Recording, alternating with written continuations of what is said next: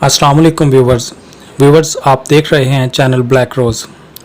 Viewers, इस channel के platform से हम ये जानने की कोशिश करते हैं कि किस तरह 1984 में भारतीय वज़ीर आज़म मिसेस इंदिरा गांधी ने भारतीय खुफिया एजेंसीज़ के साथ मिलकर ऑपरेशन ब्लू स्टार को अंजाम दिया और फिर इस ऑपरेशन ब्लू स्टार के नतीजे में किस तरह लाखों सिखों के खून की होली खेली गई। व्यूवर्स, अगर आपने अभी तक हमारे चैनल ब्लैक रोज़ को सब्सक्राइब नहीं किया तो चैनल ब्लैक रोज़ को सब्सक्राइब कीजिए और बेल आइकन को प्रेस कीजिए ताकि हमारी लेटेस्ट वीडियोस आप तक पहुंच सकें। तो चलिए फ्रेंड्स, शुरू करते हैं हमारी आज की एपिसोड। पुलिस का ये दावा था कि मरने वालों की तादाद 12 है, जबकि सिख इस तादाद को कई गुना ज़्यादा बताते हैं। कहा जाता है कि पुलिस ने बेशतर लाशें एक जगह इकट्ठी करके उन्हें खुद जलाकर अपने जुर्म का निशान मिटा दिया है। इस वाक़े ने पंजाब भर में आग लगा दी थी। मेहता चौक में सिखों के कत्ले आम की खबरें जंगल की आग की तरह पंजाब के घर घर में फैल गई थी। इस मरहले पर खामोश रहना सिख नवाज खालिस्तान सिखों के लिए मुमकिन ही नहीं रहा था। वो अंदाज़ा कर रहे थे कि ब्राह्मण उनकी गैरत को आज़मा रहा है और अगर वो खामोश रहते हैं तो ऐन मुमकिन है कि बाकी सिखों की तरह हुकूमत जरनैल सिंह भिंडरांवाला को भी किसी झूठे मुकाबले में मार ना डाले, क्योंकि इस तरह के मन घड़त वाक़यात अखबारात का मामूल बन चुके थे और रोज़ाना किसी न किसी सिख के फ़रार होने या मुकाबले के दौरान मारे जाने की खबरें शाया होती रहती थीं। यही वक्त था जब खालिस्तान नवाज सिख अपनी ताकत का मुजाहरा करने का फ़ैसला कर चुके थे। इस मुजाहरे से वो जहां एक तरफ हुकूमत को ये बावर करवाने जा रहे थे कि उन्होंने हाथों में चूड़ियां नहीं पहन रखीं, वहीं वो किसी भी सूरत अपने महबूब रहनुमा को किसी मन घड़त मुकाबले में मरने भी नहीं देंगे। वहीं दूसरी तरफ वो अपनी कौम का मोरल भी बुलंद करना चाहते थे।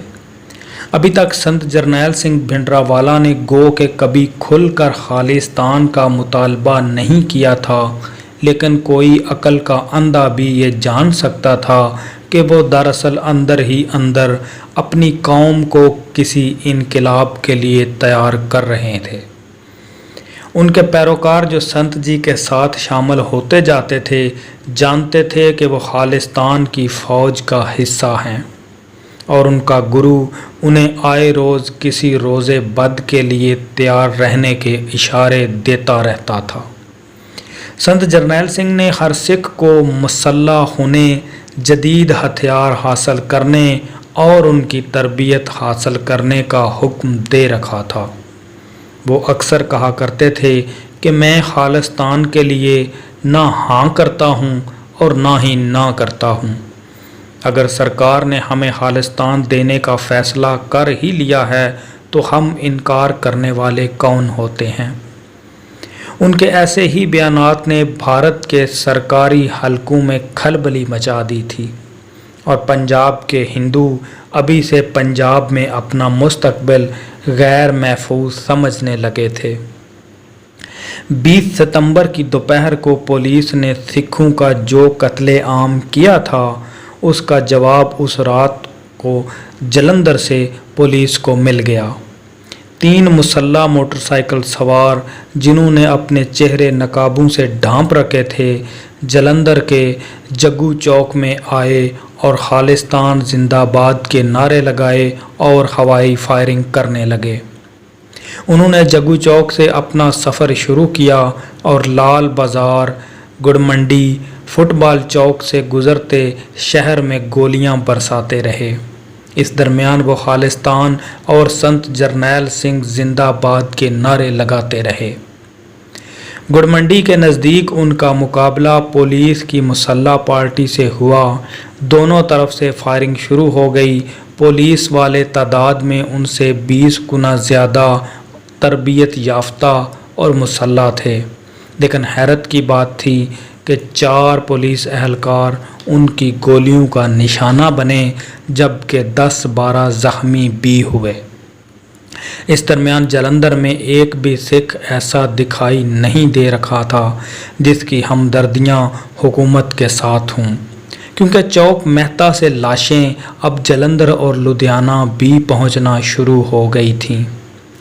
ये वो बदकिस्मत सिख थे जिनकी लाशें उनके अजीज़ो अकारब पुलिस की आंखों में धूल झोंक कर किसी न किसी तरह ट्रैक्टरों, ट्रालियों और ट्रकों में छुपाकर उनके घरों तक पहुंचाने में कामयाब हो गए थे। अगली रात मुसल्ह सिखों की तरफ से तरन तारन में CRP की एक पार्टी पर हमला हुआ। एक ऑफिसर मारा गया, जबकि उसके 3 जवान शदीद ज़ख्मी हुए। इसके साथ ही तखरीबकारी के वाक़यात का आगाज़ हो गया। खालिस्तान नवाज सिखों ने अपनी कार्रवाइयों का आगाज़ रेल की पटड़ियाँ उखाड़ने से किया। कई जगह रेल और बसों पर मुसल्ह हमले हुए और इन हमलों में हिंदुओं को चुन चुन कर निशाना बनाया गया। इस ज़मन में एक बड़ी तखरीबकारी अमृतसर से जालंधर जाने वाली मेन लाइन पर हुई, जहां सिखों ने रेल की पटड़ी उखाड़ दी थी और मालगाड़ी के कई डब्बे उलट गए। यह लाइन 2 रोज़ तक रेलवे ट्रैफिक के लिए बंद रही। सिक्योरिटी फोर्सेस के साथ सिख हुर्रियत पसंदों के मुकाबले जारी रहे और हर रोज़ पंजाब के किसी न किसी शहर में पुलिस के साथ खालिस्तान नवाज सिखों के सीधे मुकाबले की खबरें आने लगीं।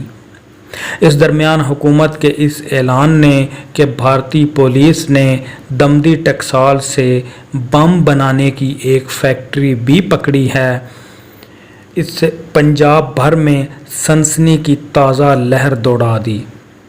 इससे पहले जो लोग उसे वक्ती मसला करार दे रहे थे, वो भी ये सोचने पर मजबूर हो गए कि ऐलानात उनकी तवक्कुआत से कहीं ज़्यादा हालात ख़राब कर चुके हैं। संत भिंडरावाला की गिरफ्तारी से पंजाब के खालिस्तान नवाज सिखों को बहुत तक़वियत मिली। इस दरमियान पंजाब में 2 सिख जत्थेबंदियां वाज़े तौर पर खालिस्तान का नारा बुलंद कर चुकी थीं।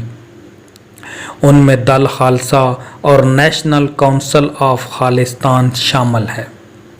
दल खालसा का क़याम 1978 में चौक मेहता में नरनकारियों और सिखों के दरमियान होने वाले फसाद के बाद अमल में आया था।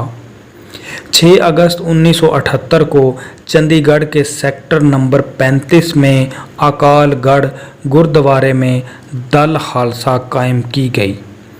उसकी सुप्रीम कमान में 5 मेंबर शामिल किए गए।